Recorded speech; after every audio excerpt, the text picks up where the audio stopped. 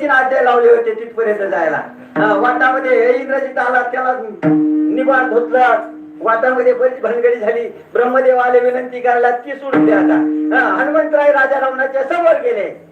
समोर जाऊन या ठिकाणी असणारा समोर या ठिकाणी असणारा हनुमंतराय बोलू लागले, आपली जर बाजू सत्याची असेल, आपली बाजू सत्याची असेल, आपल्याला घ्यायची गरजच नाही. या ठिकाणी असणारा हे हनुमंतराय आपल्याला शिकवतात. महाराज, आपली बाजू सत्याची आहे ना, किती संकट येऊ द्या, हो म्हणायचंच नाही. अशा असणारे हनुमंतराय राजा रावणाच्या सभेत इतकी लंकेची तटबंदी, संरक्षण यंत्रणा कडक आहे, तिचं भेदन करून हनुमंतराय पोहोचले. राजा रावणाच्या समोर राजा रावण सिंहासनावर बसलेला आहे. या ठिकाणी असणारा राजा रावण सिंहासनावर आहे. या ठिकाणी पुच्छाचं आसन घातलं आणि राजा रावणाला बोललो, माझ्याकडे बघ, माझ्याकडे बघ. राजा रावणाला प्रश्न विचारला, कोण आहे तू?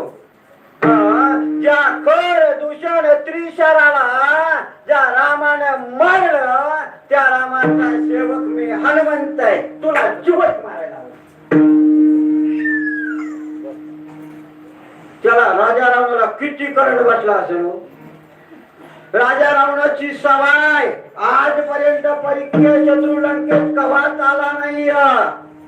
आणि एक वानर माझ्या समोर येऊन या सगळ्या माझ्या प्रधानाच्या देखत माझ्या सैन्याच्या सोबत मला म्हणतोय तुला जिवंत मारायला आलोय. राजा रावण पण हुशार होता.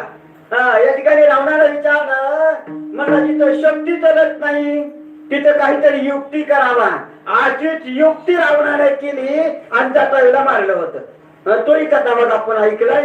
या ठिकाणी तीच युक्ती इथं करू म्हणले.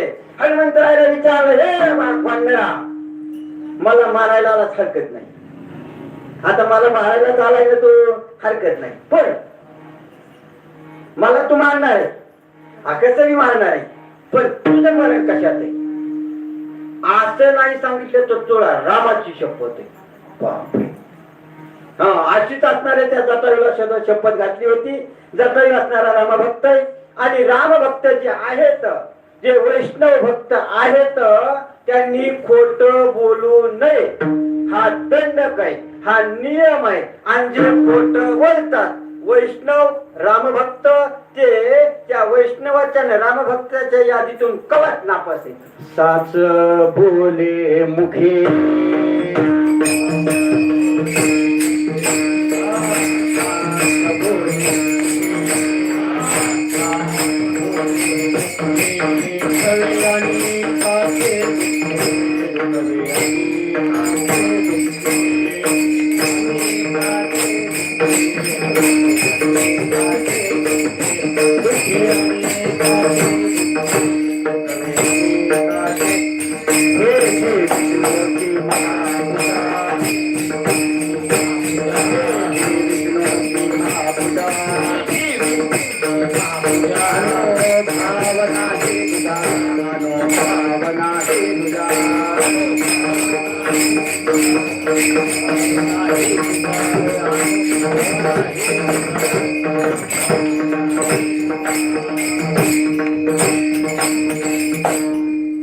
या ठिकाणी असणारा हनुमंतरायला असणारे विचारलं, तुला असणारी रामाची शपथ आहे, तुझं मरण कशात आहे? हनुमंतरायने सांगितलं, ऐक बाबा, मी रामभक्त, मी काही खोटं बोलत नाही, मला मरणच नाही. रावण म्हणतो, खोटं बोलायला लागला, गळ्यात टप्पू म्हणायची माळ आहे आणि खोटं बोलायला लागला.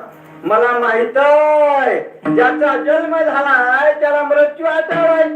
उपजेते नासे पुनरुक्ती दिशे. ज्याचा बारसे झालाय त्याचं 13व येणारच आहे ना. तुझा जन्म झालाय की नाही, तुला मरण हे येणारच आहे. माझ्यासोबत खोटं बोलायला लागला. हे म्हणणारा खोटं बोलतो, तू खोटं. तू रामभक्त दिसत नाही, वैष्णव दिसत नाही, तू वैष्णव खोटं बोलत नाही.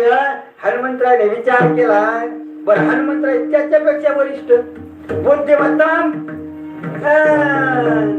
हनुमंतराय त्याच्यापेक्षा वरचढ.